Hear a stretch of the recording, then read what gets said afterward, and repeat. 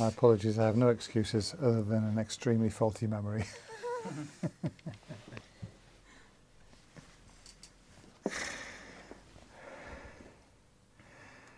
minutes late. That's Italian on time. Is it? Oh, great. Okay, okay, I'll take that one.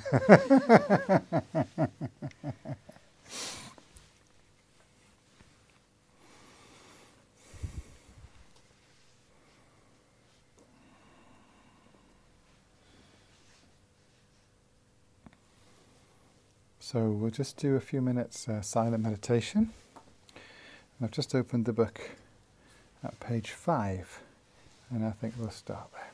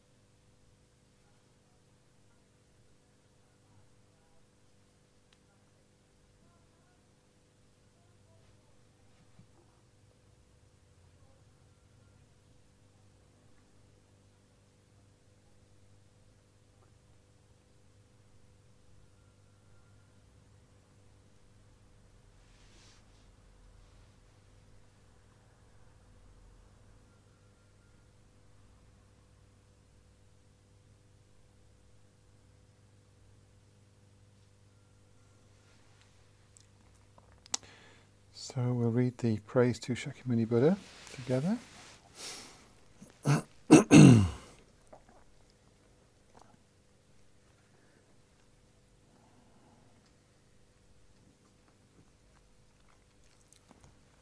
To the Founder, the endowed transcendent destroyer, the one gone beyond, the foe destroyer, the completely perfected, fully awakened being, perfect in knowledge and in good conduct, Sugata, knower of the world, supreme guide of human beings to be tamed, teacher of gods and human beings, to you, the completely and fully awakened one, the endowed transcendent destroyer, the glorious conqueror, the subduer from the Shakya clan, I prostrate, make offerings and go for refuge.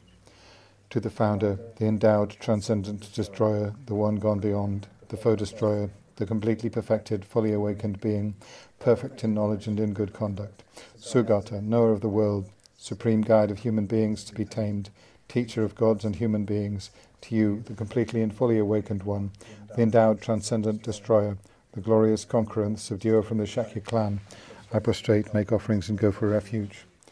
To the Founder, the endowed transcendent destroyer, the one gone beyond, the foe destroyer, the completely perfected, fully awakened being, perfect in knowledge and in good conduct, Sugata, knower of the world, supreme guide of human beings to be tamed, teacher of gods and human beings, to you, the completely and fully awakened one, the endowed transcendent destroyer, the glorious conqueror, the subduer from the Shakya clan, I prostrate, make offerings and go for refuge. When, O Supreme amongst humans, you were born on this earth, you paced out 7 strides, then said, I am supreme in this world. To you who were wise then, I prostrate. With pure bodies, form supremely pure, wisdom ocean like a golden mountain, fame that blazes in the 3 worlds, winner of the best, Lord, to you I prostrate. With the supreme signs, face like spotless moon, colour like gold, to you I prostrate. Dust free like you, the 3 worlds are not, incomparably wise one, to you I prostrate. The Saviour having great compassion, the Founder having all understanding, the field of merit with qualities like a vast ocean, to you, the one gone to thusness, I prostrate. The purity that frees one from attachment, the virtue that frees one from the lower realms, the one path, the sublime pure reality, to the Dhamma that pacifies, I prostrate. Those who are liberated and who show the path to liberation, the holy field, qualified with realizations, who are devoted to the moral precepts, to you, the sublime community intending virtue, I prostrate. Homage to the Supreme Buddha, homage to the Dharma refuge, homage to the great Sangha, to all 3 ever devout homage. To all worthy of respect, bowing with bodies as many as all realms, atoms, in all aspects, with supreme faith, I pay homage. Do not commit any non-virtuous actions, perform only perfect virtuous actions, subdue your mind thoroughly, this is the teaching of the Buddha. A star, a mirage, a flame of a lamp, an illusion, a drop of dew or a bubble, a dream, a flash of lightning, a cloud, see conditioned things as such. Through these merits may sentient beings attain the rank of all-seeing, subdue the foe of faults, and be delivered from samsara's ocean, perturbed by the waves of aging, sickness and death.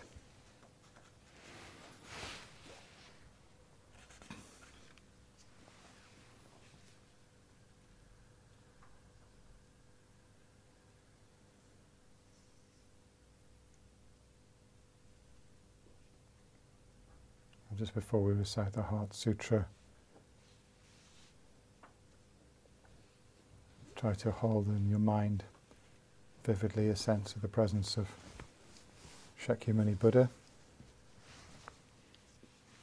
located where the Buddha statue is, but in the form of a real living being, undifferentiable from your own spiritual teacher.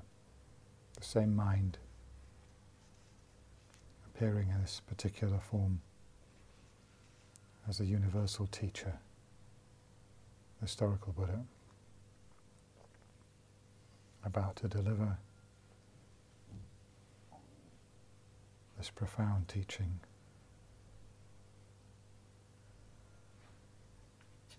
Bringing into this world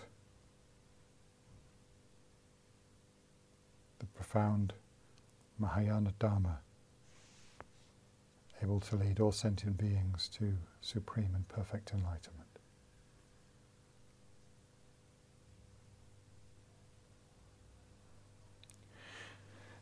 Thus did I hear at one time the Bhagavan was dwelling on massive Vulture's mountain in Rajagriha, together with a great community of monks and a great community of bodhisattvas. At that time, the Bhagavan was absorbed in the concentration on the categories of phenomena called profound perception. Also at that time, the Bodhisattva Mahasattva Arya Avalokiteshvara looked upon the very practice of the profound perfection of wisdom and beheld those five aggregates also as empty of inherent nature. Then, through the power of Buddha, the Venerable Shariputra said this to the Bodhisattva Mahasattva Arya Avalokiteshvara: how should any son of the lineage train who wishes to practice the activity of the profound perfection of wisdom? He said that, and the Bodhisattva Mahasattva Arya Avalokiteshvara said this to the Venerable Sharadvatiputra: Shariputra, any son of the lineage or daughter of the lineages who wishes to practice the activity of the profound perfection of wisdom should look upon it like this, correctly and repeatedly beholding those five aggregates also as empty of inherent nature. Form is empty, emptiness is form. Emptiness is not other than form, form is also not other than emptiness. In the same way, feeling, discrimination, compositional factors and consciousness are empty. Shariputra, likewise, all phenomena are emptiness, without characteristic, unproduced, unceased, stainless, not without stain, not deficient, not fulfilled. Shariputra, therefore, in emptiness there is no form, no feeling, no discrimination, no compositional factors, no consciousness, no eye, no ear, no nose, no tongue, no body, no mind, no visual form, no sound, no odour, no taste, no object of touch, and no phenomenon. There is no I element, and so on, up to and including no mind element and no mental consciousness element. There is no ignorance, no extinction of ignorance, and so on, up to and including no aging and death, and no extinction of aging and death. Similarly, there is no suffering, origination, cessation, and path. There is no exalted wisdom, no attainment, and also no non-attainment. Shariputra, therefore, because there is no attainment, bodhisattvas rely on and dwell in the perfection of wisdom, the mind without obscuration and without fear. Having completely passed beyond error, they reach the end point of nirvana. All the Buddhas who dwell in the three times also manifestly completely awaken to unsurpassable, perfect, complete enlightenment in reliance on the perfection of wisdom. Therefore, the mantra of the perfection of wisdom, the mantra of great knowledge, the unsurpassed mantra, the mantra equal to the unequaled, the mantra that thoroughly pacifies all suffering, should be known as truth since it is not false. The mantra of the perfection of wisdom is declared: Tayata Om Gate Gate Paragate Parasamgate Bodhi Soha. Shariputra, the Bodhisattva Mahasattva should train in the profound perfection of wisdom like that. Then the Bhagavan arose from that concentration and commended the Bodhisattva Mahasattva Arya Avalokiteshvara, saying, well said, son of the lineage, it is like that. It is like that. One should practice the profound perfection of wisdom just as you have indicated. Even the Tathagatas rejoice. The Bhagavan having thus spoken, the Venerable Sharadvatiputra, the Bodhisattva Mahasattva Arya Avalokiteshvara, those surrounding in their entirety, along with the world of gods, humans, asuras and Gandharvas, were overjoyed and highly praised that spoken by the Bhagavan.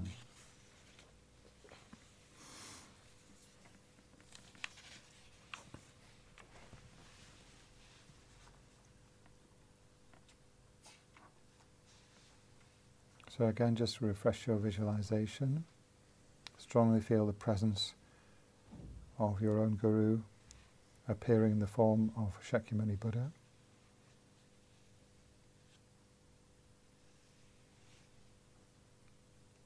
And take a couple of minutes to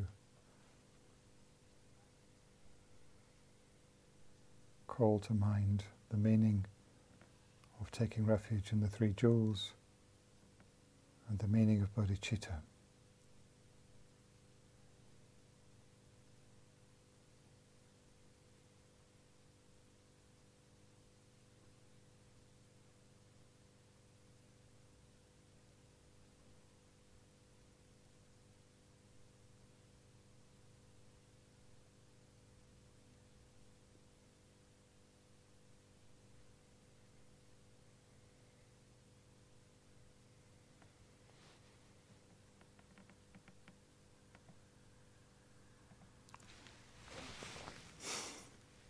Recite the refuge prayer together. Page 21. I go for refuge until I am enlightened to the Buddha, the Dharma, and the Supreme Assembly. By the merits I create through listening to the Dharma, may I become a Buddha in order to benefit all sentient beings. I go for refuge until I am enlightened to the Buddha, the Dharma, and the Supreme Assembly. By the merits I create through listening to the Dharma, may I become a Buddha in order to benefit all sentient beings. I go for refuge until I am enlightened to the Buddha, the Dharma, and the Supreme Assembly. By the merits I create through listening to the Dharma, may I become a Buddha in order to benefit all sentient beings.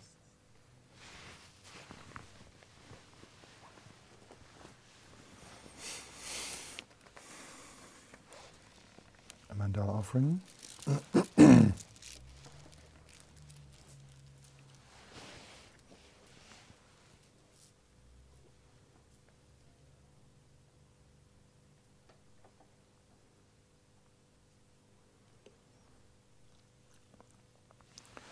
This ground, anointed with perfume, strewn with flowers, adorned with Mount Meru, 4 continents, the sun and the moon. I imagine this as a Buddha field and offer it. May all living beings enjoy this pure land. Idam Guru Ratna Mandalakam Niryatayami.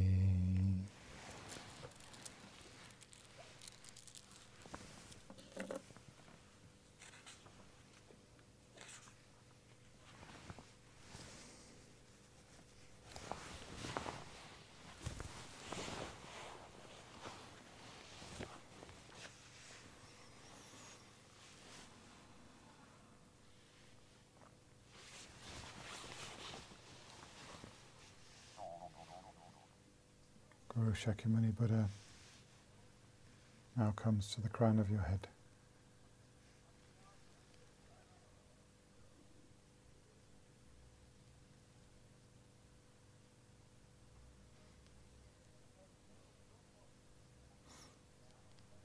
Although we naturally think this is just imagination, it's not really happening. In reality,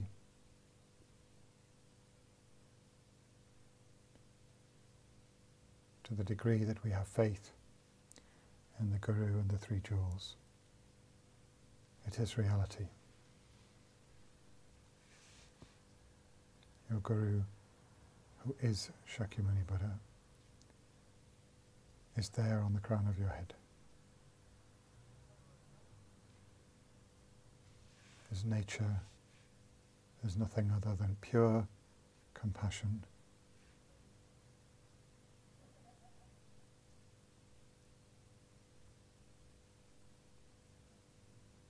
United with perfect wisdom. His very substance is the non-dual union of method and wisdom, compassion, and the direct realization of emptiness.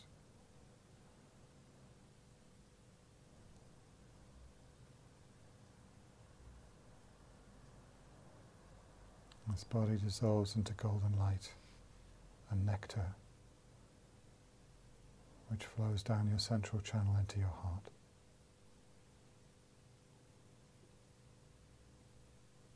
Completely pervading your entire body, speech and mind. Feel great joy, peace and bliss.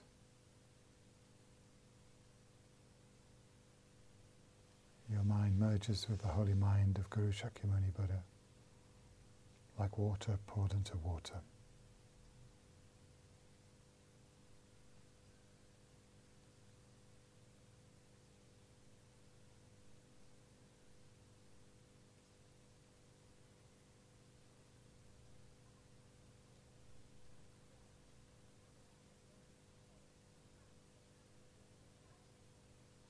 And just rest in that awareness of emptiness, union with the Guru, compassion and bliss.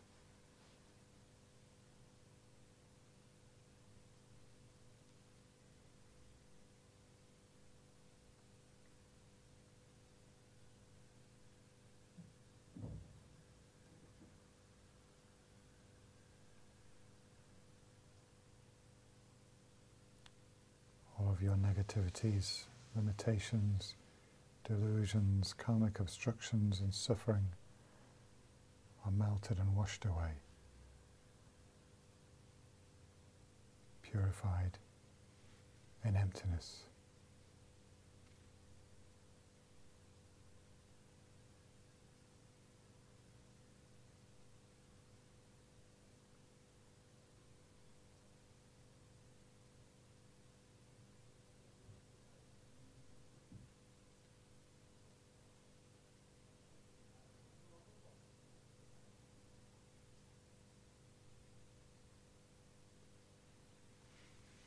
Gently relax your concentration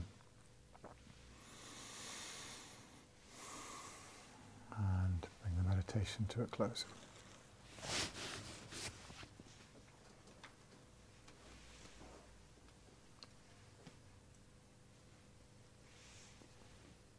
Nice to see you all again.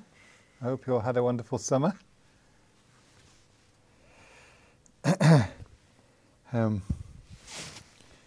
So yes, I'd better be transparent about this. I realised about 10 minutes before the class. So I don't have a text with me. I don't know if there's a library one or if someone can let me have sight of a text. Thank you very much. That's kind of you. Okay. I apologise for this. And I'm not actually going to just plough on ahead with the next chapter. I'm going to tonight do a little bit of a review, but I may want to refer to the text here and there. But we have covered the main part of the text, which is really the first two chapters is the essence of it. The third chapter is also extremely important on changing adverse circumstances into the past. So we'll spend a bit of time on that. And then the rest is really sort of additional points, and then finally the commitments and advice. So there are just a number of precepts that are very useful to bear in mind to keep in touch with our practice. So the whole we really get value from this teaching if we work at maintaining awareness of it through the day, rather than just in our formal meditation sessions in the morning or the evening. So these last two chapters, I think, are quite important with that, and the whole sort of spirit of the mind training teachings. So this is one reason why the texts are usually very short, so that they're easy to memorize, so that we can, just when we have a few minutes, we can recite the root text and it brings it to mind. So the commentary is quite long, but once we have received the commentary and, reflected and contemplated, meditated on the teachings, then it just needs that little reminder of those very brief points. So there are many really beautiful sort of short poems and precepts. This Jewel Rosary, you use your mala and you have, 100 there's actually 111 lines. So some malas have 111 beats. There's a reason for that. But, so that we can keep refreshing building that connection with the teachings in the hurly-burly of everyday life. And that is where we get this immense value from this mind training tradition, in contrast to most of the other forms of the ways in which the teaching has been transmitted. There is no disadvantage in being a busy layperson as far as this tradition is. This particular, the mind training, that's not a problem. It's not. We shouldn't think of it as an obstacle to our practice. That's why I think it's so, precious and beautiful for Westerners, because very few of us can, spend years in retreat or training in the philosophical teachings or whatever. But this we can do, and this is not a second best. I mean, this is the heart of the teachings, and the Dalai Lama, Lama Zopa, all the great lamas praise this teaching more highly than anything else. Even Tantra, unless we practice this, we won't get the real value from Tantra. So I want to just really kind of emphasize that, how precious this is, that this is in a way is the key to get out of this trap that we keep stuck in, that we think, oh, this, I can't really, this Mahayana Buddhism is very wonderful, but I'm not capable of doing it. This we can do. We absolutely can do it. And, we are not sort of taking some second best. This is the real, the real jewel of the teachings.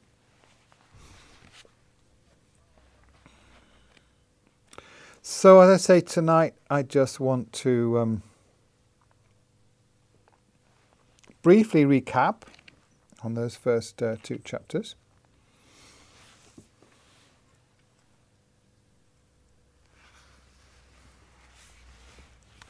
So we'll do that.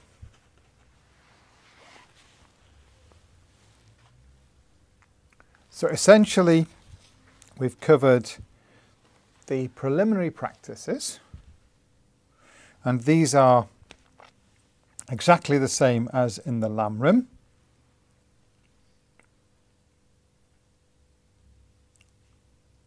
So these are called the 4 common preliminaries. The uncommon preliminaries are the Ngondro, the special practices that you do as a preparation for Tantra, especially Anuttara Yoga, Highest Yoga Tantra. These are the common preliminaries. And of course, they are also equally important, in terms of Tantra. They are also the foundation. So,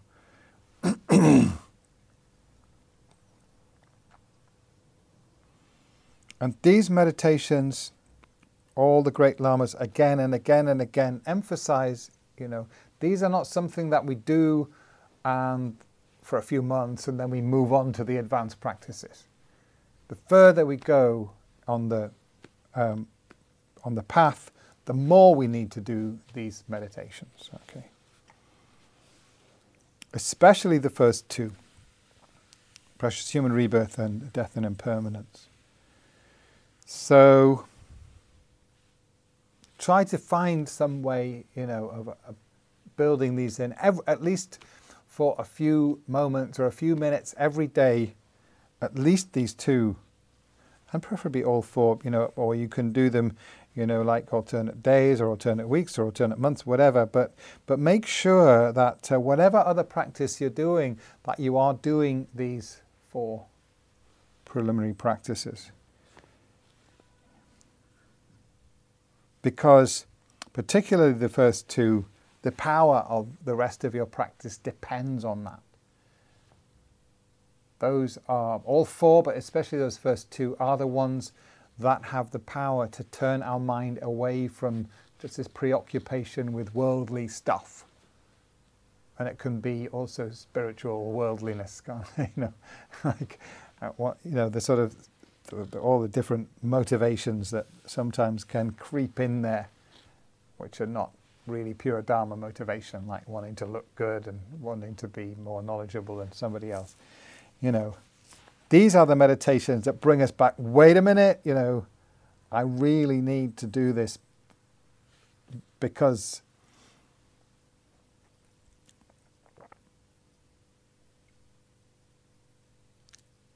who knows where I'll be next life.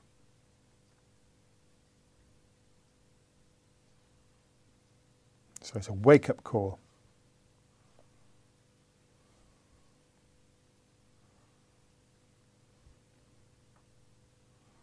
And we need that, the way that we are constituted, the way that our minds are.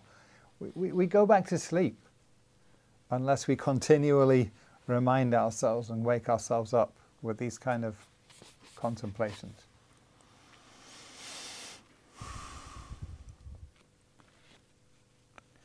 So please try to, it's good to bring it in at the beginning. Lama Zopa strongly recommends that the first thought of the day should be about this. It's like, oh my God, I'm alive, still alive. I went to bed last night, I went to sleep, and I'm still alive now. I must practice Dharma right now because I may not be alive tonight. And I have this incredible opportunity. I think we're almost incapable of realizing how amazing the opportunity that we have in this life. It's beyond us. We just take it for granted, don't we? It's like, oh, here I am, human body. So what? Well, look around in the rest of samsara. See who else has this opportunity. We're not just talking the human body. We're talking all of the advantages that we have to practice the spiritual path. And it's like, even in the human world, it's maybe one in 100,000 who have such incredible fortune. And then in the rest, like, don't even know how many spiders and God knows what, what chance do they have? So right now we have this unbelievable opportunity. And it takes a lot of practice to even begin to appreciate that fully. And when we start to appreciate it more profoundly, and we start to appreciate how precarious it is, that we can fall off that at any time, when that starts to become a reality, begins to bite, then we start to get urgent, we start to get serious about our practice, then everything else,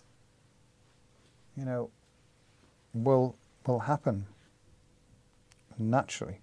And then, of course, we need to think about actions and their results, karma, suffering, the suffering of the lower realms,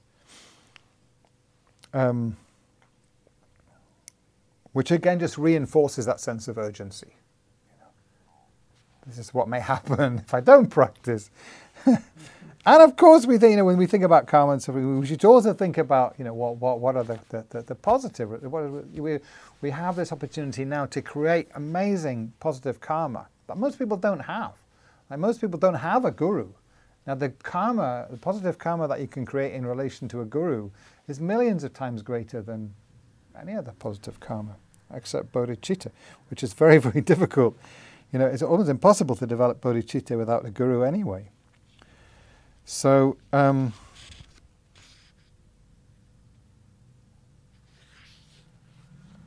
short, please do these preliminary practices. Condensed version.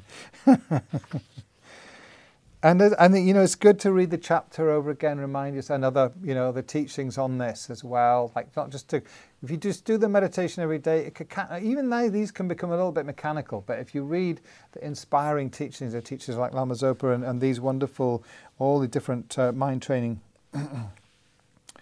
So, like, some of the words, the songs of Milarepa, does anybody know them? 100,000 Songs of Milarepa, there's a book of that. Many of them have really beautiful poetic teachings on a lot of these preliminary practices. And there's another one, absolutely wonderful text by the 7th Dalai Lama called Songs of Spiritual Change, translated by Glenn Mullen. Absolutely recommend it, especially if you love poetry. Beautiful spiritual poetry. And it's very clever, he puts a different twist on it in each one, So worth reading. I don't know if it's still in print, I hope it is, but it's a wonderful book. And just, many, many short poems. And if you find one that you particularly really kind of, resonates with you, why not memorize it? And it will really help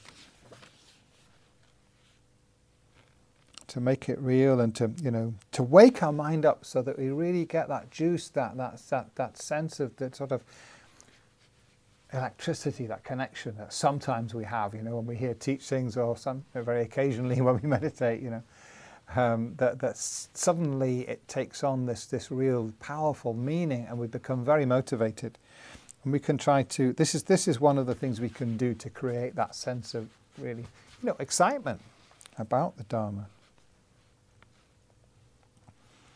And then with that kind of mental state, with that enthusiasm, that excitement, we can really begin to make more progress on the spiritual path. So that's the purpose, And then the second chapter, I think, is really wonderful. you know, and so concisely.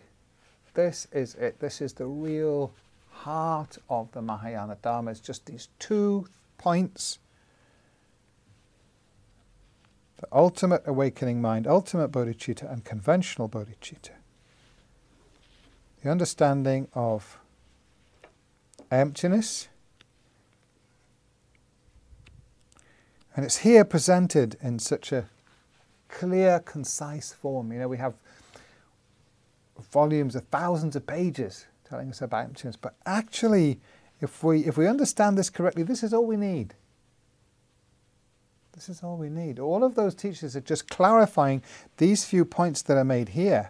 But if we meditate on these, if we really think them through, and we grasp what they mean, and we meditate on it, that can take us all the way. So you know, just a few pages here. Fantastic. So really worthwhile, you know, to study these few pages again and again until we really grasp the essence of what they say.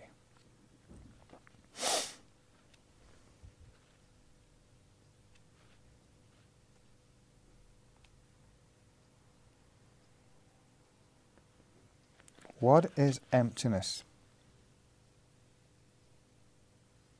So that word, you know, I've probably said this a few times before, that in a way, it shouldn't be difficult to translate the Tibetan word, because the meaning is very simple. It's really very simple. And the word emptiness isn't exact, it's not wrong, but it kind of, I think it misleads us slightly. It tends to cause us to overcomplicate it. What is this emptiness? What's that, you know? It means that there is something that appears to exist that does not exist. So the emptiness is the absence, the non-existence, you know. That's all it means. It's just a negation of the existence of that which appears to exist. And what is it that appears to exist?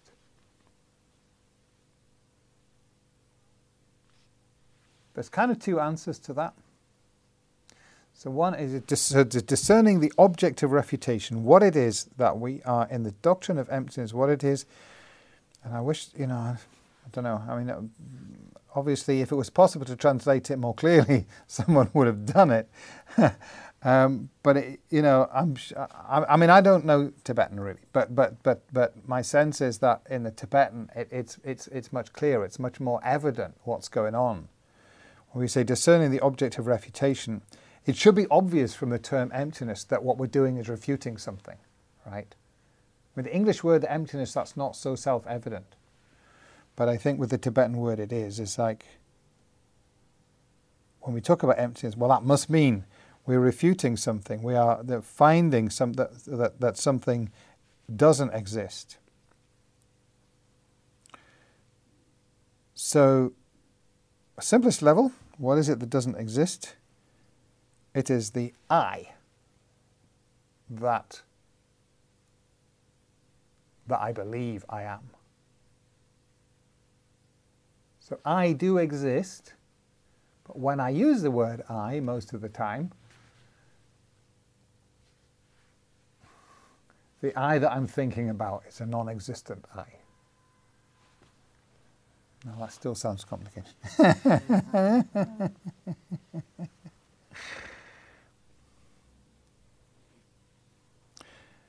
So I have like a mental image, an idea of what I am, okay? And that thing doesn't exist. That I doesn't exist. The I that I think I am doesn't exist. So is that your thoughts? Well, sometimes I identify myself with my thoughts.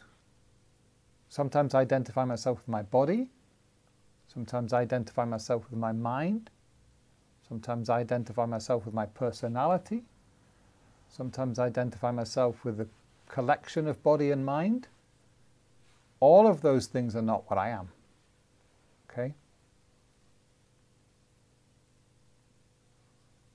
So what is it? You know, when I use this word I, what is it that it refers to? Wherever you look, and whatever I try to identify it as, is not it. So when I look for it, I can't find it. That's the point. When I look for the I, it cannot be found anywhere. So I go around talking about me, I do this, I do that, you know. But that I cannot be found when searched for.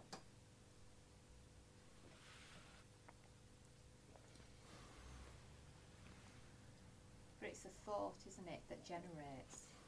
Yes, it is a thought, that's right. So There's a thought of an I, and that... You And, say it's pardon? subtler than a thought. it starts as a thought, doesn't it?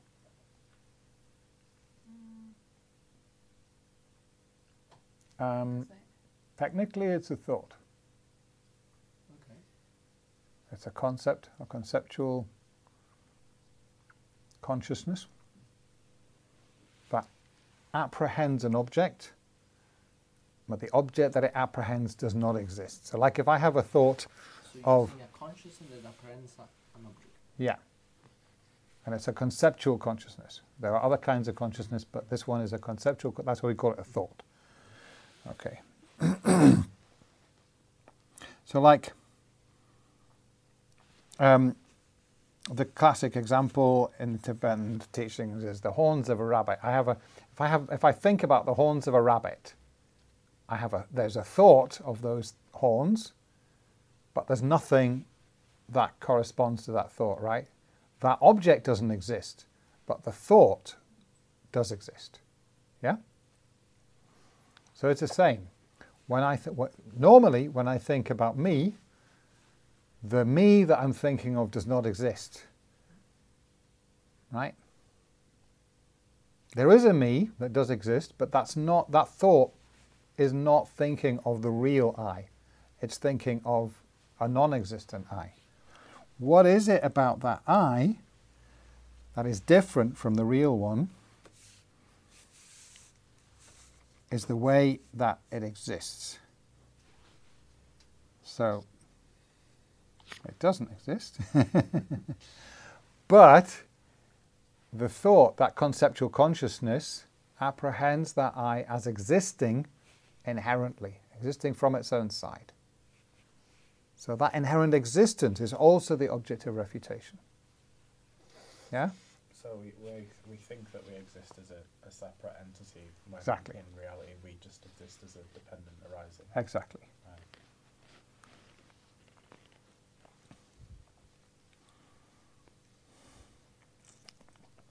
So, you know,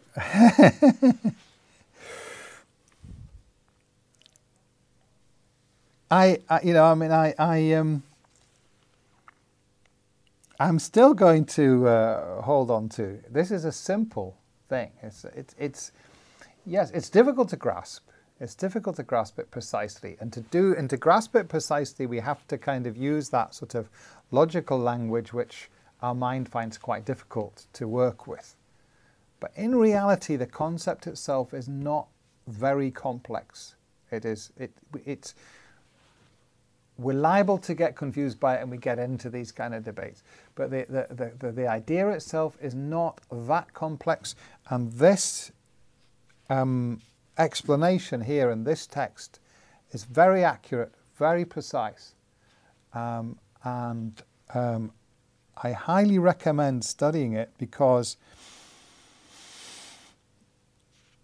I really don't think this is too difficult, you know. And if we grasp this teaching well, we're well on the way to understanding emptiness.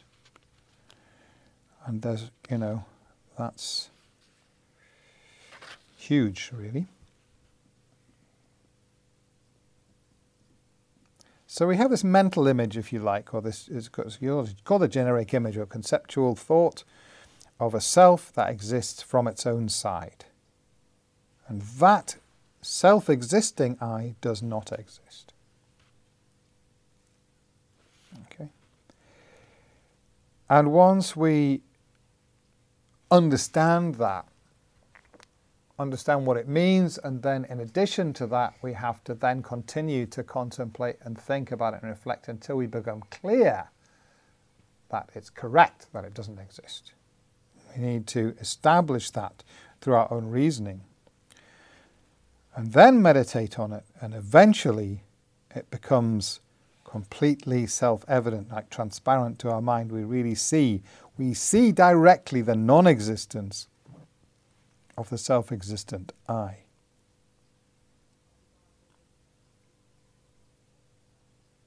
And that is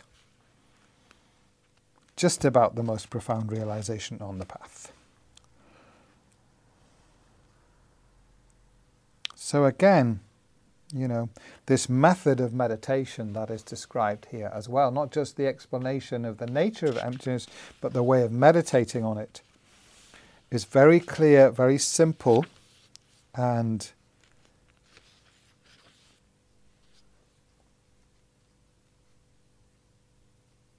like it's not some special sort of simple shortcut method. It is the essence of meditation on emptiness that is explained here quite accurately and correctly.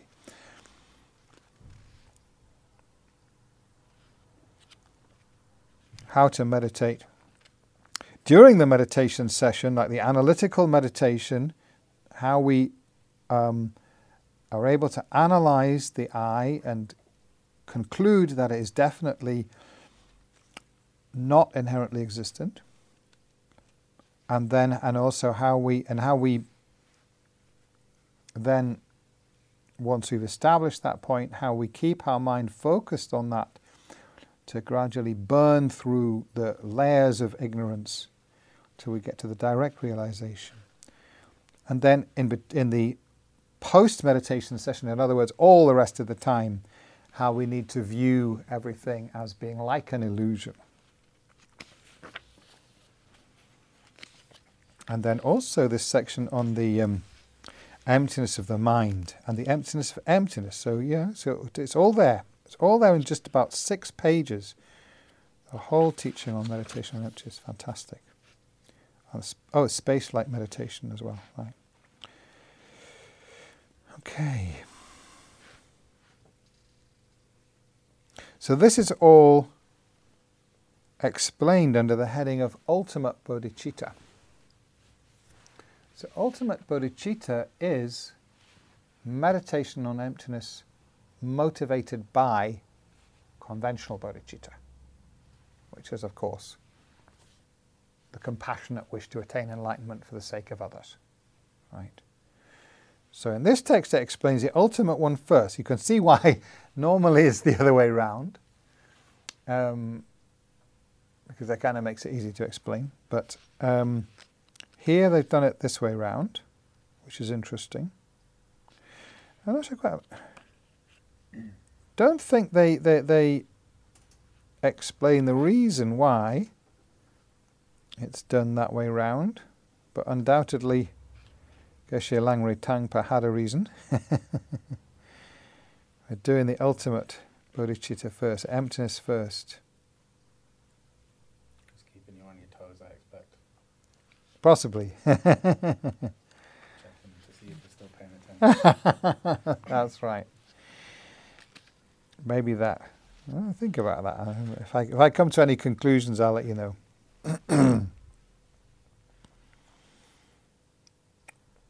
So again, it's very important to do this meditation. And any sadhana practice that you do, it's in there. And usually it's not in there very extensively. It just, there's like a point where you meditate on emptiness, or a couple of points during the sadhana. So the advice there is, don't just go straight on to the next line of the sadhana. When it says, dissolve into emptiness, or whatever it is that you do, spend a little bit of time there.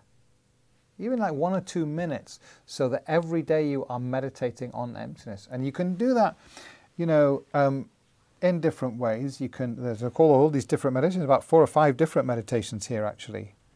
And in a way, it doesn't matter which one you do in that context. Or if you don't do a sadhana, don't have a daily sadhana practice, then you can do it like after, the refuge. If you do that, the one that we just did with taking the refuge and then absorbing the guru, then you can use that as a point at the beginning of your meditation to meditate on emptiness. Or you can do the whole session, But again, somewhere in your daily practice, I recommend include at least a little bit of meditation on emptiness. And whether you do that or not, spend some of the time, like you might do 6 months, meditating on all the other kind of, the preliminary practices and compassion, whatever you want to meditate on, but then spend 1 month meditating on emptiness, But over time, in other words, don't leave it out because it's difficult. Because this is it. This is the real stuff, Don't kind of neglect meditation on emptiness. And equally, because these are really, of course, they are the two main meditations: emptiness and compassion, emptiness and compassion, emptiness and compassion. So, the purpose of the preliminary meditations is to create a strong motivation, a strong sort of practice, that you really, Dharma practice is not something peripheral to your life, something incidental that you occasionally kind of tinker with, but it really is in the center of your life somewhere. There may be other things that are very important in your life, but this, doing the preliminary practices helps to intensify that sense of urgency and importance and allow us to make our Dharma practice really effective. And then when we have that virya, energy, enthusiasm, diligence, that sense of wanting to practice, then this is what we apply it to. Emptiness and compassion, emptiness and compassion. So, the conventional awakening mind, like a diamond, the sun, and the healing tree, these metaphors. And again, it's good to start with meditating on the qualities, the benefits of bodhicitta. The first chapter of the Shantideva's Guide to the Bodhisattva's Way of Life is all about the benefits of bodhicitta and how wonderful it is. And the Kunu Lama Rinpoche's book, what's it called again?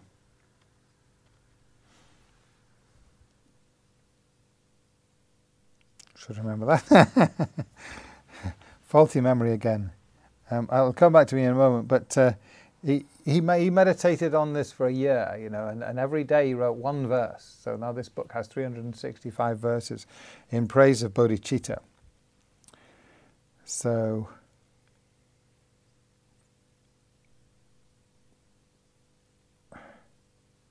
there's nothing that has been more highly praised, certainly in the Buddhist tradition, than bodhicitta. And so there's a reason for that. So it's very good to, to meditate on that and to read these texts that generate a sense of awe, reverence. This spiritual quality is the most holy, precious thing that we could imagine. And we have the opportunity to create that in ourselves. When it was using the word holy, I have a bit of apprehension about that, because it kind of creates an image of something that almost like we have to stop being ordinary people if we have to go off and, I don't know, sort of live on bread and water and wear hair shirts or something. It's not like that at all. It's not like that at all. when Lama Yeshe talks about it, it's very inspiring. It's like very, this is the real chocolate, he says. This is the way to really be happy, to really have sort of true fulfillment and joy in life, is to develop this amazing, wonderful quality of bodhicitta.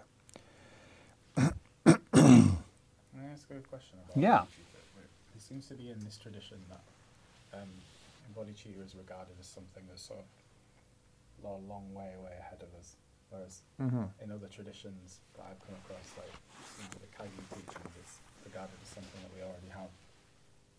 Is there a reason for that, or is it not conventional bodhicitta and ultimate bodhicitta? It seems to be in this Gaelic tradition. It's like something in the future that one day we will have, and then in other teachings it's like something that's already inside you. Okay, very good question. Thank you. And no, I don't think it's conventional versus ultimate bodhicitta. But what it is, and I think, in the Gaelic tradition, it shouldn't be presented in that way. But there is a distinction between artificial bodhicitta, or fabricated bodhicitta, and spontaneous bodhicitta. Right. Now, spontaneous bodhicitta, this is where you reach the level of realization where every moment of your life, waking, sleeping, whatever you are doing, everything that you do is pervaded and motivated by bodhicitta. Right, okay. When you reach that level, you are an actual bodhisattva. So that's a long way off for us. It's a long way off for me. I don't know about you. But then there is, in a sense that like Yeah. we all have Buddha nature, we all have bodhicitta. Well, according to some of the other teachings Okay. that I've read. That might be a difference between a Kagyu and Gelog. I don't really know so much about how the Kagyu talk about it, but I could imagine they might say something like that. Whereas in Gelug, we would say that the fabricated bodhicitta is something that is very accessible to us now. Right. We wouldn't necessarily say that we have it right now at this moment necessarily. We have it when we apply our mind to the meditation, or when we experience compassion. We can. That's not something that if we start thinking that is something out of reach and far away, we're in trouble. What's the fabricated bodhicitta? It is when so like just now I asked you to meditate on bodhicitta. Yeah, so you're thinking about it and you're thinking, I want to free sentient beings from suffering, I want to attain enlightenment for that purpose. Right. That is bodhicitta. Right. But it's fabricated bodhicitta. It's not the real spontaneous bodhicitta of an actual bodhisattva. Yeah. Okay, thank you. Okay, is that everybody got that? That's clear? You're looking... you were off somewhere. Okay. You're looking as though you were reflecting on that and wondering about it. Somebody on the street or Yeah. somebody homeless, then Yeah. you do get that feeling of Yeah. which that's compassion, isn't it? It's compassion. Yes, it's compassion. And compassion is obviously very closely related to bodhicitta, but it is not necessarily bodhicitta as so such. Is that what they mean by bodhicitta nature sort of thing? It's a start, isn't it? And it just needs all the Possibly. purification to get... We naturally have compassion, but we don't naturally have compassion all the time. Yeah. A bodhisattva, compassion is ever present in his mind or her mind. I should say bodhisattva or a bodhisattvini. Yeah. And so, for instance, a bodhisattva cannot experience anger because anger and compassion cannot exist in the same mind. They may look angry, but they're not. Wrathful. Wrathful, yeah. So if you've got to the point where you know clearly that you can never get angry with it, then you might be there. But otherwise, we have to think we still have some way to go. So is that okay? Yeah. Yeah. Yeah. Right. Okay.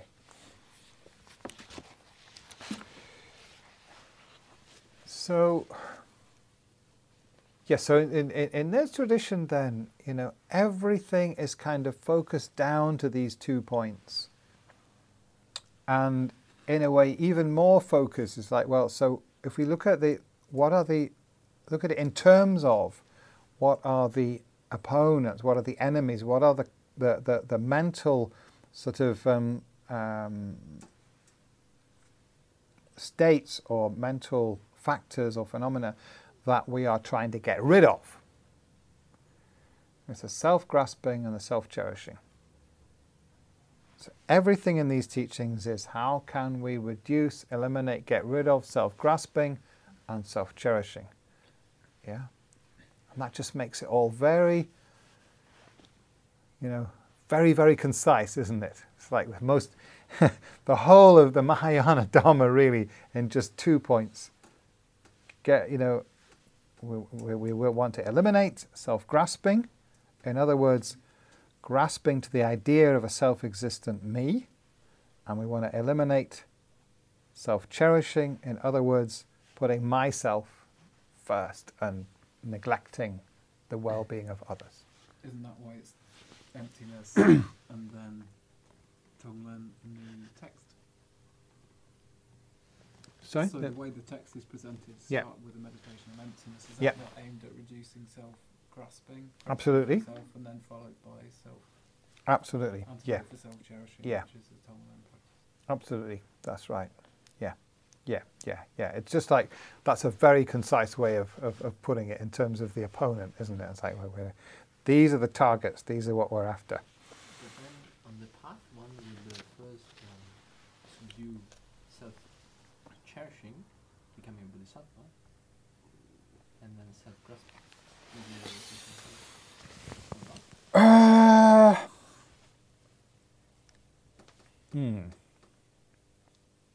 Which one would come first? I mean, in a sense, that's true in that if you're on the Mahayana path,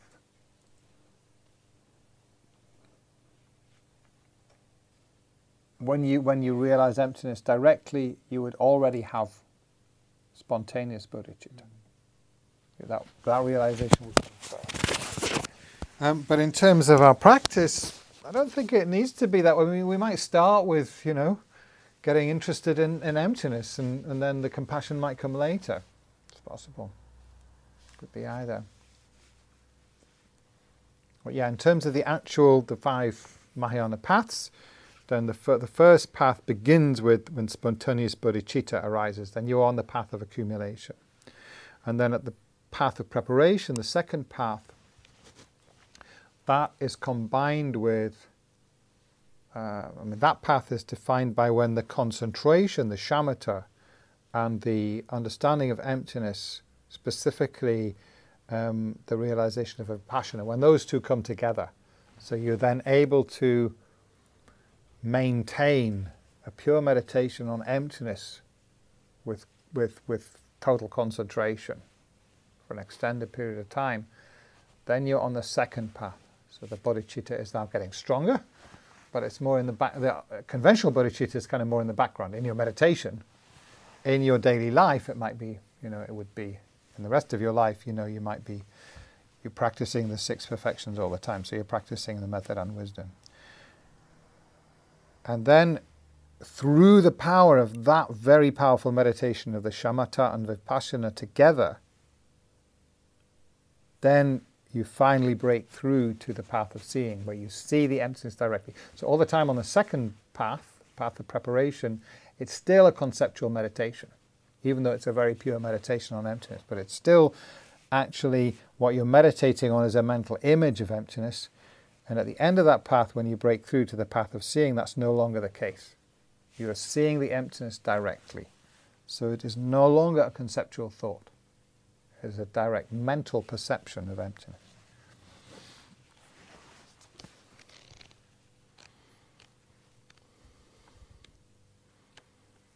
Okay.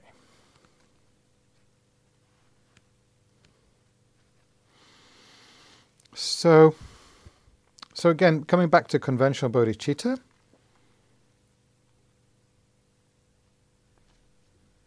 so the point is, meditate on the the qualities, the benefits of bodhicitta, how special it is. So we develop this really strong appreciation, reverence, and we really that we need to have very strong desire to develop the spontaneous bodhicitta. We need a lot of desire, a lot of enthusiasm, and so meditating on the qualities of it is what we need to do. And it says, when the 5 degenerations flourish, transform them into the path to full awakening. So I think this is very pertinent to us today. Very relevant. We're living in this world where a lot of people are getting very depressed because things look pretty bad out there. And they are. But now from our point of view, we can turn it around because strangely, this degenerate time is very advantageous for developing bodhicitta. If nothing much is happening and everything's pretty okay in the world, it's hard to develop that real sort of urgency and compassion we can see looking out there, like there is this urgent problem. It helps us. And I think several of you guys probably here, I am here to a very large extent for that reason, because I'm looking at what are we going to do about this desperate situation. And actually, for the spiritual practitioner, it's kind of an advantage. It's easier to develop bodhicitta in this situation. When the 5 degenerations flourish, transform into the path to full awakening. It certainly wakes you up when you see North Korean missile tests on the news every day. Yeah. It makes you realise that you haven't got much time. May not have. We don't know. Very precarious situation that we're in. Best practice now. Yeah. So, yeah. In the present age, I'm going to read this out, actually, because it feels so relevant. And this is written, well, actually, this was written sort of about 50 years ago, but it is absolutely no different from what would have been written at the time of the original root text 1,000 years earlier. This is not new. In the present age, the 5 degenerations are said to be rife. So he's referring back to the classical teachings. It's not kind of, something new. The first is the degeneration of the time. There is little lasting peace on the planet. Many nations suffer from internal strife or are at war with each other, and famine and disease prevail throughout many lands. The second is the degeneration of beings. The majority of people living in this age hold ideas that are morally wrong, and many people are intolerant of others to the point of hatred. It's very topical, isn't it? The third is the degeneration of emotional afflictions. In this age, they have become overwhelmingly gross, for the minds of many people are obsessed with both greed and violence. The fourth is degeneration of the lifespan. In this age, increasing dangers to life from accidents and unforeseen calamities have made the age with which death occurs unpredictable. Finally, there is a great degeneration in the ideologies of people. Nowadays, wrong views and philosophies are flourishing, especially those encouraging such false beliefs as the denial of cause and effect and the impossibility of Buddhahood, the full realization of one's potential. It all rings very true, doesn't it? Although the beings who are alive at this time suffer continuously from confusion and lack of logical and meaningful orientation, the activation of the awakening mind can channel these inauspicious circumstances, as well as any fortunate ones, into a method that will lead to liberation.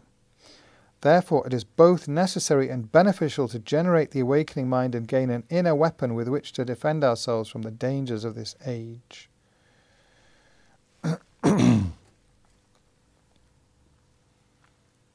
It also adds, of the 2 ways of developing an experience of the awakening mind is bodhicitta, obviously, the method presented in this text is considered to have special qualities and to be very effective. In other words, exchanging self and others, as opposed to the meditation of the 6 causes and 1 effect, which is the alternative. So this particular form is the most powerful, especially in the degenerate time. It is discussed in great detail in A Guide to the Bodhisattva's Way of Life by Shantideva, to which I highly recommend. Chapter 8 of Shantideva's Guide is the definitive teaching on exchanging self and others, and it is an amazing text.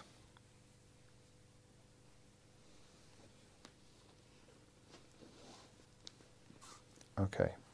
So, yeah, almost ironically or paradoxically, this degenerate time is a great spiritual opportunity.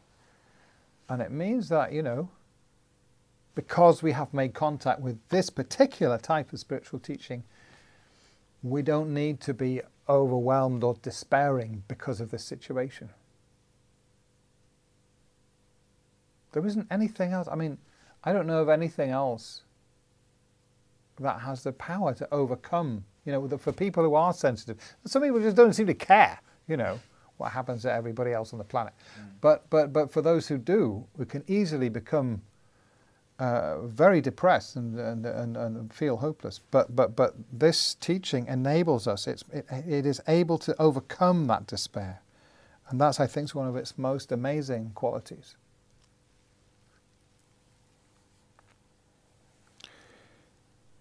Banish the one object of every blame, and as Geshe Rabten so truly says, whenever any difficulty or trouble arises, we usually blame it on some other person, some other object. How true that is. So the very characteristic Lojong response to that is, blame the self-cherishing mind. Everything, every bad thing that happens, the teaching says, and they mean it very literally,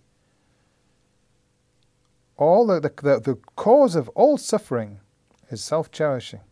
The cause of all happiness is cherishing others.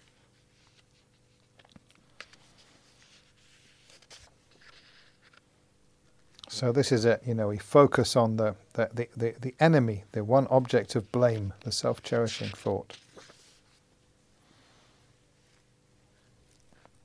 Meditate on the great kindness of all.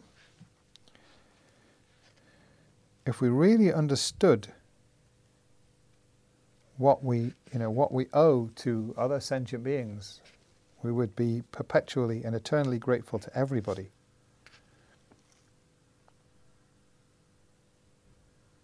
Especially those who harm us. Because that's the teaching, a really powerful teaching that our Guru can't give us. To develop patience, etc.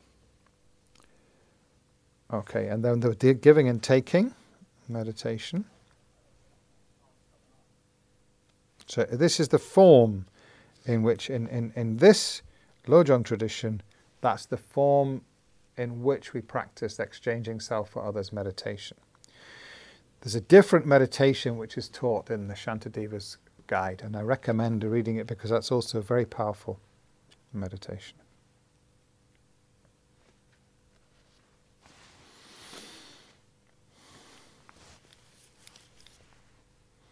So we'll do that meditation in a moment. I think, possibly try to combine the two, see if I can manage to do that. The Tonglen and the emptiness. I might not succeed.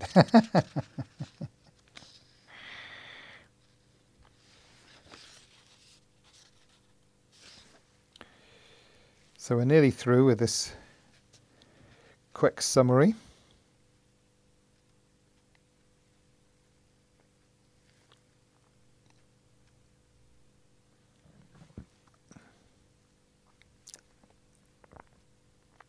So here is the abbreviated final instruction. Worldly beings regard... There are 3 objects, 3 poisons, and 3 sources of virtue. That's the root text line. Worldly beings regard... On page 30... What is that? 93, yeah. Worldly beings regard objects in 3 ways. Agreeable objects are looked upon with the poison of attachment or desire. Disagreeable objects with the poison of aversion or hatred. And indifferent objects with the poison of ignorance of their true mode of existence, emptiness.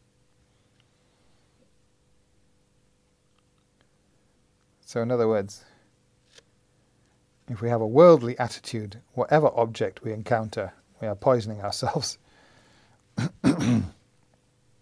through having those 3 attitudes. So in our meditation, we should imagine accepting these three poisons, the source of all misery, from every being in cyclic existence, taking from them those root delusions which are the sole cause of suffering, and replacing them with the three sources of virtue and happiness: non-attachment, non-aggression, and non-ignorance. So by giving those... By the way, those three qualities, those are positive qualities, even though they're described with negative names, all right? So non-attachment isn't just the absence of attachment. It's a positive mental quality. Non-aggression. They're the same as renunciation, compassion, and wisdom. Like how no, they're not. No. This is in terms of what are called mental factors. So amongst mental factors, there are various different types, and included in those are the negative mental factors, harmful mental factors, the delusions, positive mental factors, and neutral mental factors. Okay, so neither positive nor negative. Attachment, aversion, and hatred are the three primary harmful or non-virtuous or negative mental factors. Right.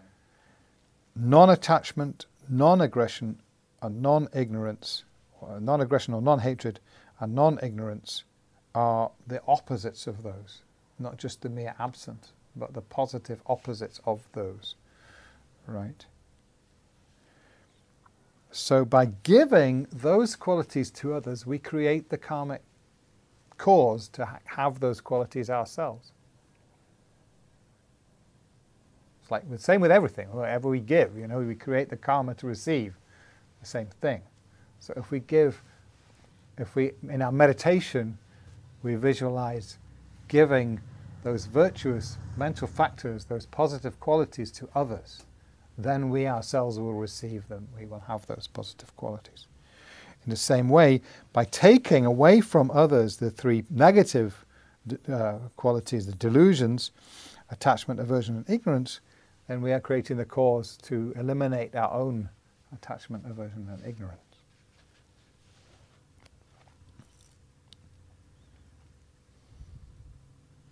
That makes sense. I haven't thought of it like that before. Mm-hmm. So the two final lines, remember this by repeated recollection. In other words, keep doing it. Do it over and over again. Practice every activity by these words. Whatever we do, we should always practice according to these teachings. Whether we are sleeping, eating, walking, or meditating, we can maintain the practice of giving happiness and taking on misery. No matter what else we are doing, we are always breathing. So we can always continue the meditation in conjunction with the breath from our heart. So I don't recommend that you try to do it with every single breath throughout your day at this level, but I do recommend, not just doing it in the morning and then forgetting about it for the rest of the day. When you have a spare moment, how about doing a bit of Tonglen? You have 5 minutes, Why not? In a traffic jam or a supermarket queue. Yeah, great time to do it. Yeah, absolutely. Perfect time. Yeah. Any of those, that's right. So my teacher, John, used to say, you can't keep a bodhisattva waiting. There's always some practice you can be doing. So, yeah, whenever you think you're starting to get frustrated, it's just taking a long time, I'm waiting here. Yeah. Opportunity to do Tonglen. Okay, so a quick sort of lightning tour of the first two chapters. Any questions or comments or bit of discussion, thoughts?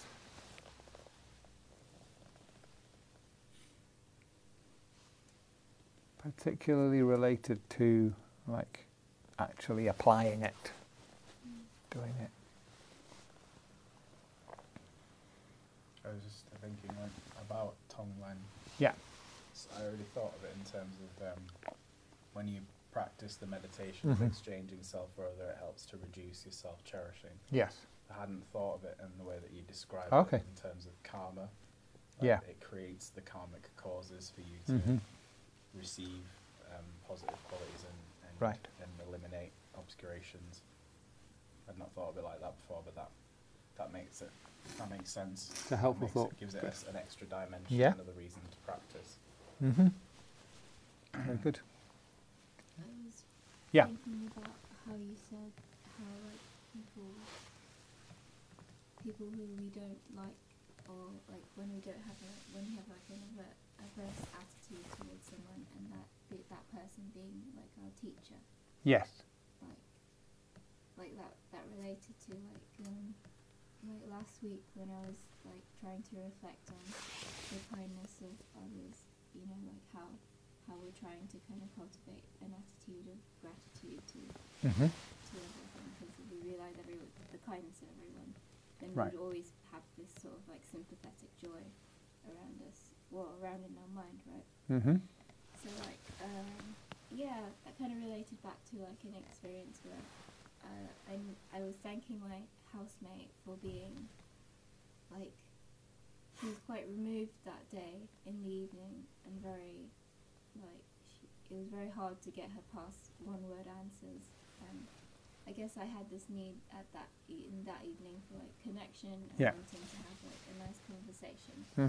But then in the evening when I got into bed, I was doing like this exercise where I was thanking everyone. I thanked her because she showed me that I can be in that situation and not actually need to get upset. It's not, I didn't have to get upset just because she was feeling Okay. really unsociable and removed that day. Very I good. thought that was an example of how Okay. that was an experience when you were saying that about like how Okay. people can be your teachers like that. They certainly can. They certainly can. I got somebody criticised me the other day very heavily. I was like, you know, and I didn't think I'd done anything very much, and it took me quite a while. For a while, I was not really thinking. Oh, thank you so much for your kind teaching. I wasn't really thinking that. But you know, then I came out, and actually, by the end of the day, okay, yeah, I actually, even though it wasn't perhaps quite fair, I did need to hear it. It was actually very valuable, although it was very painful to hear it. Actually, what you've said is useful, and I realised that, you know, after when I was kind of still in a bit of pain over it, and I didn't want to be sort of thinking compassionate thoughts towards it. It took me quite a while. Like that, well, you know, you really showed me my self-cherishing mind very clearly. Wow, you know, thank you. Okay, that was, and so that's another way to look at it. You know, if somebody shows you your self-cherishing mind, and it's like it's right in front of you, so you can't miss it. That's a great gift, isn't it? Because we need to know the enemy. We need to understand, what is that self-cherishing mind? What is it doing? How does it work? What does it look like? So somebody who shows it to us in that way is really giving us a great teaching. Isn't it? It can be painful, but Yeah, it was painful. It's only painful because I'm self-cherishing. I mean, if I didn't have self-cherishing, it wouldn't cause me any pain. I would just be feeling I'd be sort of grateful for the useful information and feeling compassion because she was upset. So, yeah. So also, you know, it's like it's showing me how much the self-cherishing mind is harming me. So I'm experiencing all of that pain only because I have self-cherishing. If I wasn't having a self-cherishing thought, none of that would have bothered me at all. Sounds like it would be a good meditation then, if there is somebody that you have a strong aversion towards, to meditate on directing that towards your self-cherishing instead of them. And that could sort of Exactly right. deflate that aversion and economic consequences of having a strong aversion towards someone. Quite correct. Yeah. And then you could sort of praise them, they're almost as precious as your good. Yeah. Thank you for helping me to hate my self-cherishing mind more. Lama Zopa said that. You say, I think we don't. It was talking about self-grasping. Actually, it's a similar principle. He said, we don't hate the self-grasping mind enough. It's the only legitimate object of hatred is the self-cherishing and self-grasping. You know, we can do that temporarily. I mean, it's Shantideva in his text. He says that. You know, he says we can. It's anger towards a self-cherishing mind is useful. Eventually, you know, we don't have that. Initially, it's helpful. It's just, as you say, redirect it from sentient beings to the self-cherishing mind. And even, you know, like, why am I upset? What's my anger or my upset towards this person who's criticizing me? If I think about it, it's not her that is the problem. It's like her self-cherishing is what's, you know, on the other side. So I can, in a sense, be angry towards that because that's harming her. You know? So it's not just my own self-cherishing. Everybody's self-cherishing is a problem, you know. But as long as I make sure that it's the self-cherishing, the mental factor, not the person that I'm developing anger with. Do you see what I mean? It's like I can be angry with her self-cherishing mind, which is not her. It's just something, but that's something that she's suffering from, as a form of compassion towards her. But of course, what we fall into is, you know, inevitably, we think, you know, I will compassionately explain to them, this person, how their self-cherishing mind is harming them. Be careful.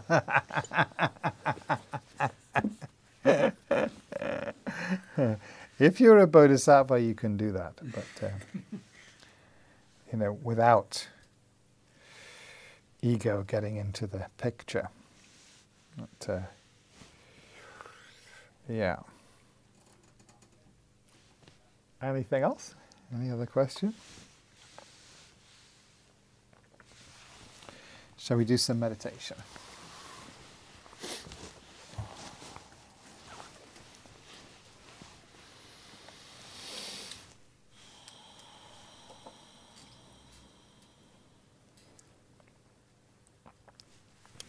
So just do, for a few minutes, just do some breathing meditation to concentrate the mind. So check and adjust your sitting position and take a minute or two to work on relaxing mind and body.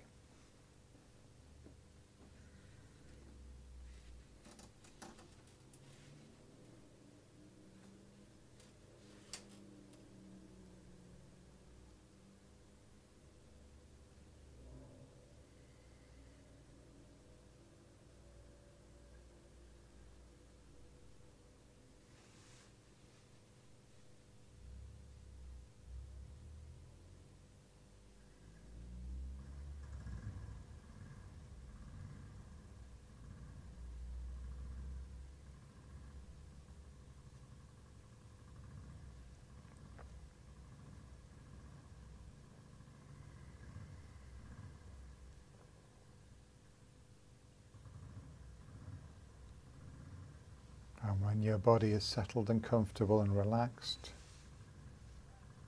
then begin to focus on the breathing. Just follow the breath. And keep returning to that object.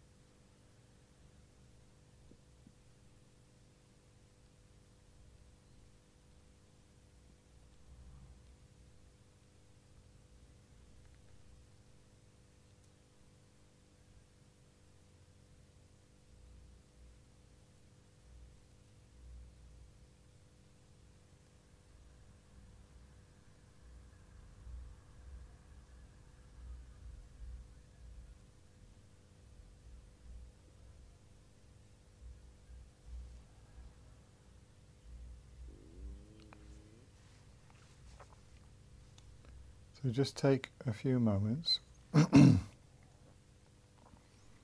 reflect on suffering as it exists in your life at the moment. So over the past few weeks or months or today or whenever, just what kind of experiences of suffering are occurring in your daily life?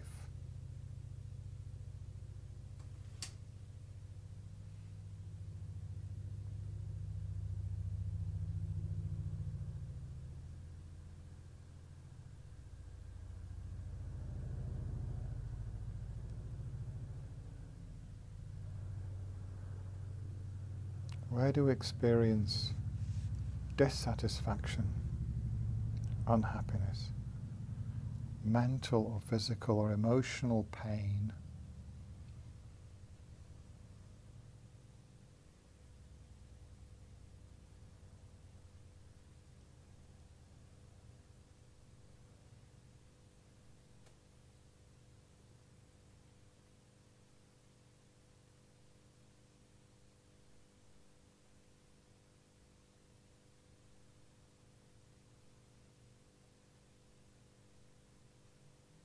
And what's going on there?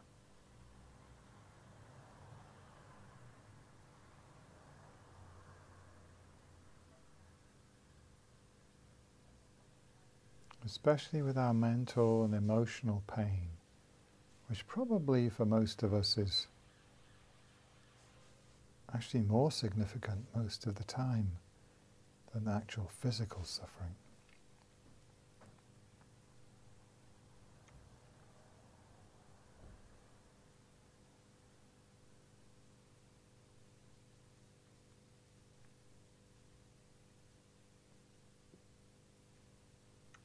And so it's because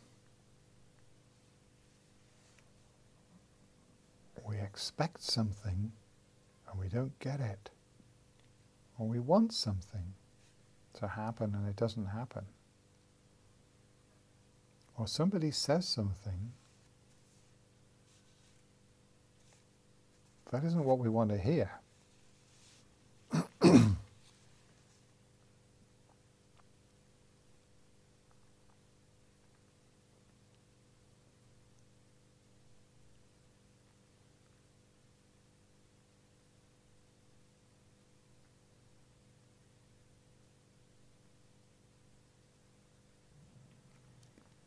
Then why do we experience so much upset? What is it that goes on in our mind when someone utters those harsh words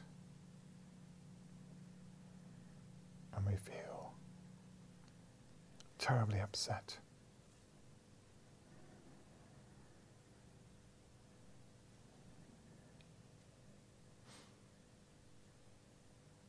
And who is it that's upset?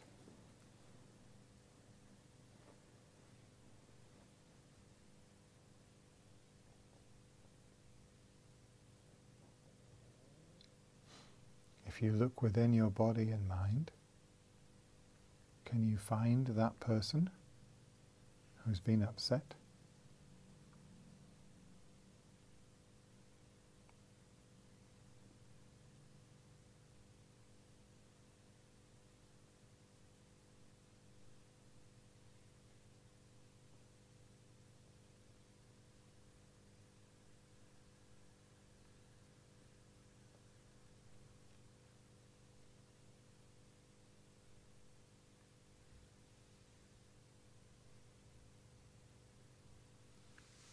And yet the suffering is very tangible, isn't it?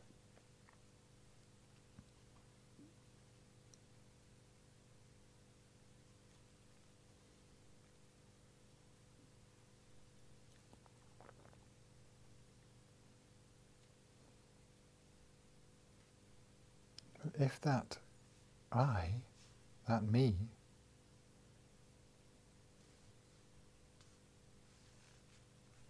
that is so profoundly offended and hurt by these unkind words cannot be found anywhere,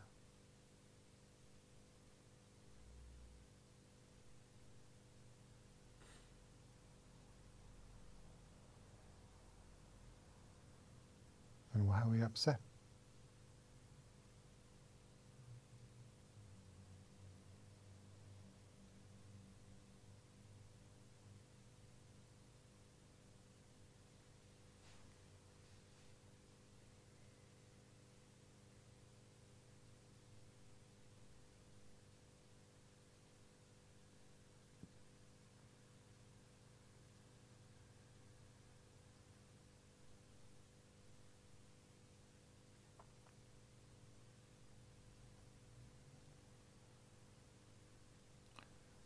So this mistaken thought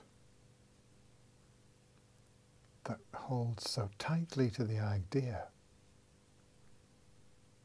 of a self-existent me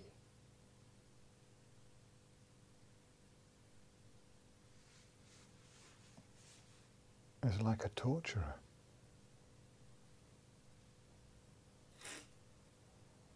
That I have somehow allowed into the innermost chamber of my mind.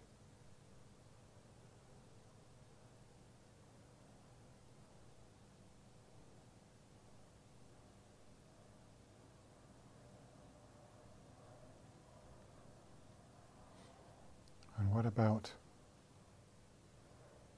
the self-cherishing thought? That mental factor that says,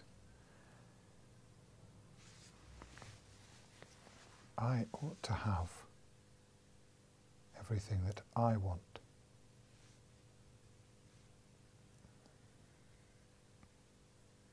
I should have comfort and all the material goods and pleasures that I desire. I should have respect. I should be liked.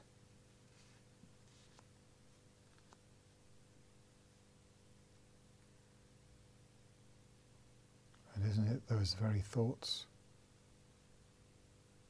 that cause me such pain when these things don't happen?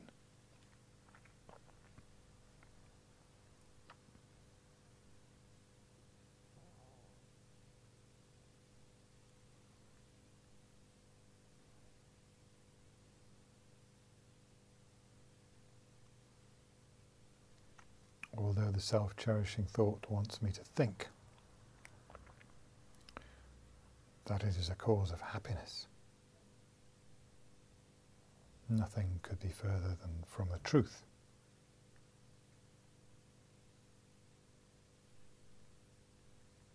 All the time it just causes me misery.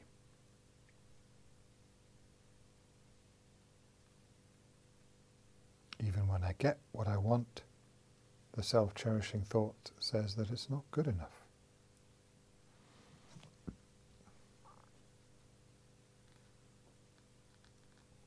It's ever so slightly disappointing. It doesn't last long enough. I haven't got enough of it.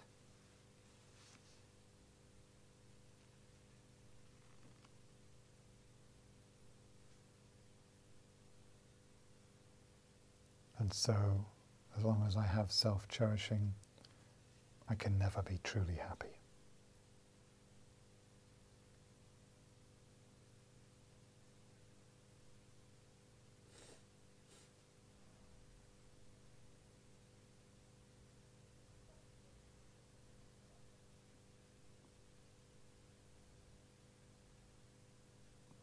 So these two inner enemies are intimately related to each other.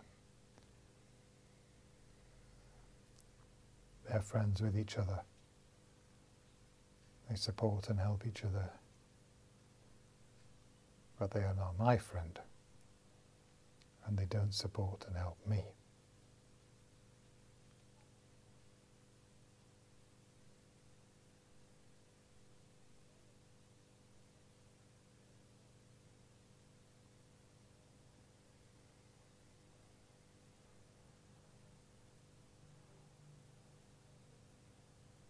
this thought of a separate, self-existent I keeps me in a prison. And based on that thought of a separate, self-existent I, then I develop the mind of self-cherishing, seeking my own satisfaction to the disregard of others. And all of this continually creates more suffering and more causes of suffering.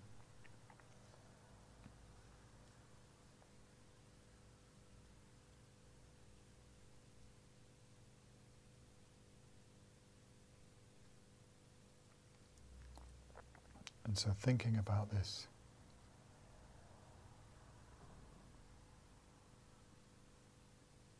just for a few minutes in silence, reflect on these truths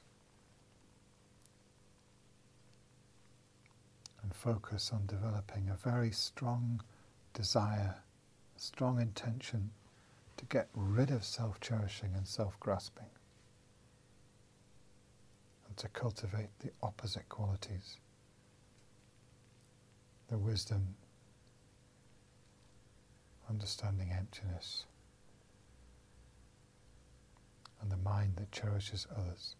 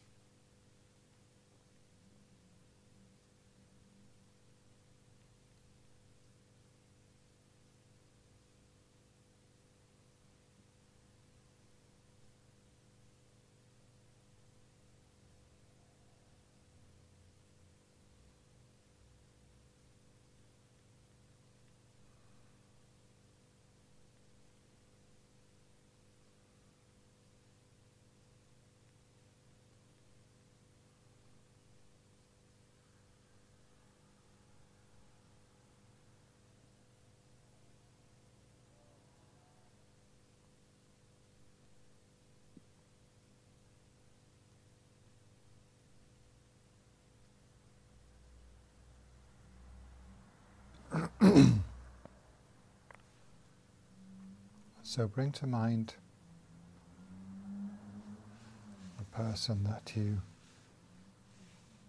have difficulty with, or a person you know who is greatly suffering,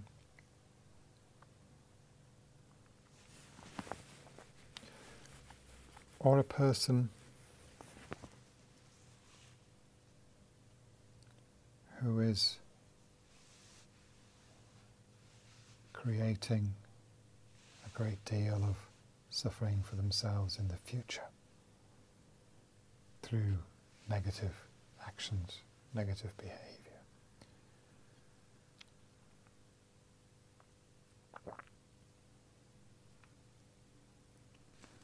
Seeing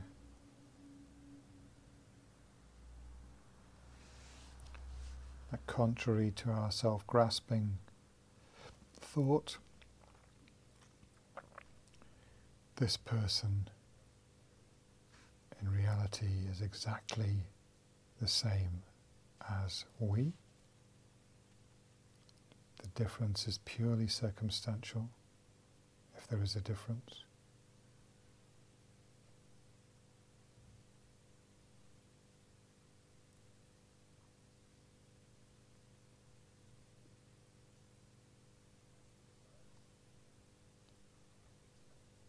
Recognizing if I was in that person's position,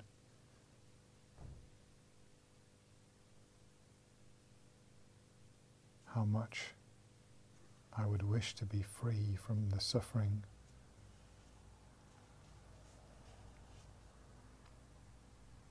from the causes of suffering.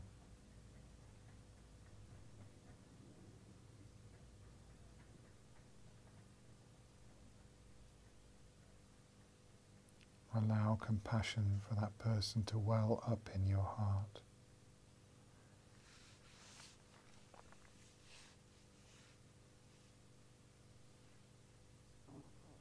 As if they were your only child.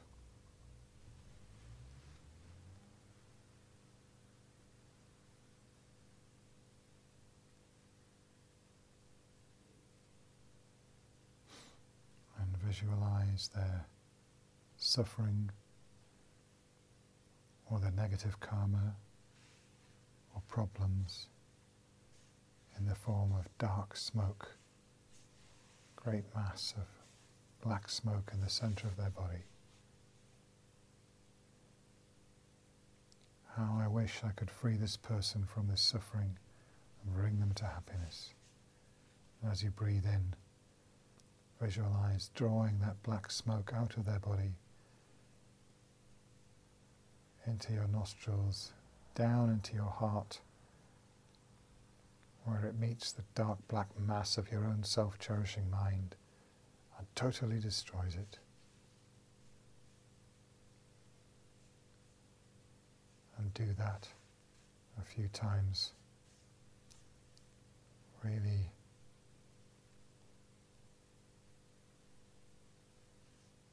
cultivate that heartfelt wish to free them from suffering. And strongly imagine that you're actually doing that as you breathe in, taking their suffering and negative karma and obscurations from them.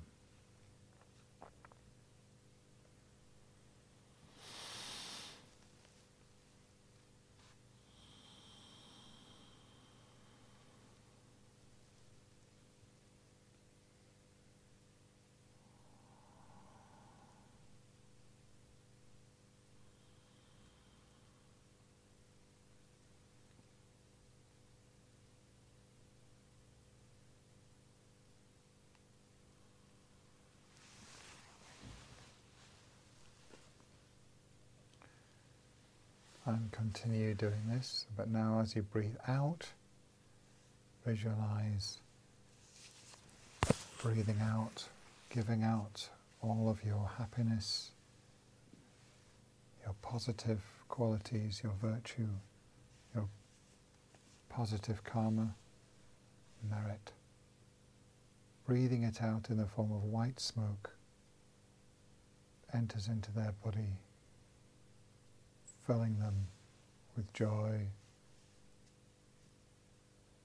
peace,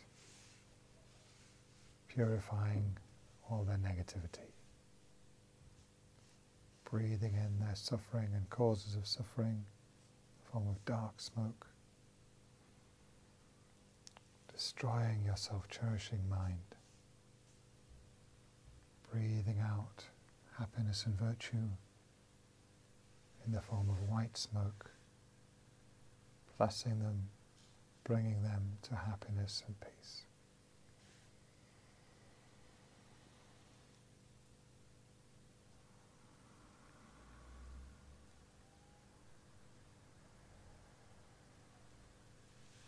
Breathing in all their problems and difficulties,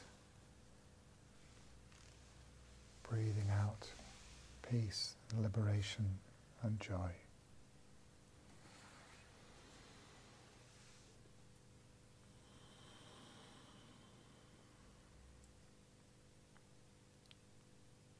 And all around them, row upon row, more and more sentient beings stretching out as far as your mind can reach, taking in all their suffering, giving them all joy and happiness and peace.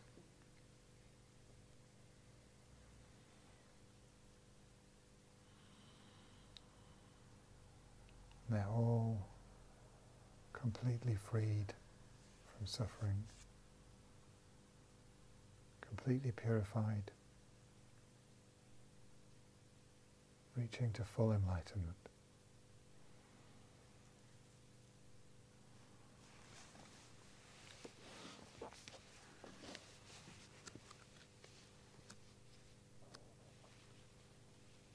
Page 23.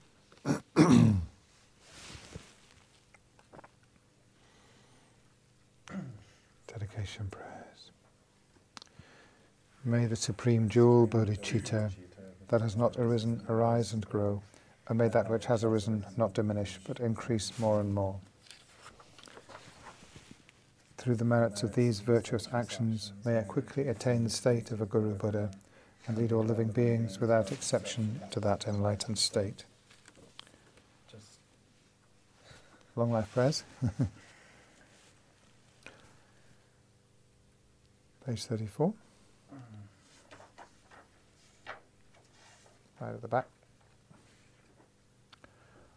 Tup tu chang xing zham gun gel wei tan zin ke pal wei kun ze dog po ze jok sum kur wei leg man tu drup pa dog sok du je gun du jab tan jok Gong ri ra wei ko wei jing kam de Pandang de wa ma lu jung wei de Chen re zi wang ten zin gat so yi Ja pe si te bar du ten gyo chi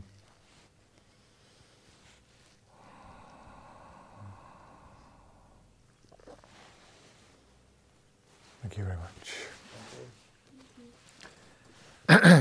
I've been asked by Kerry to advertise the sutra recitation and encourage you all to take part in that. And I have not memorised the details of when it is, but it's on the notice out there, isn't it?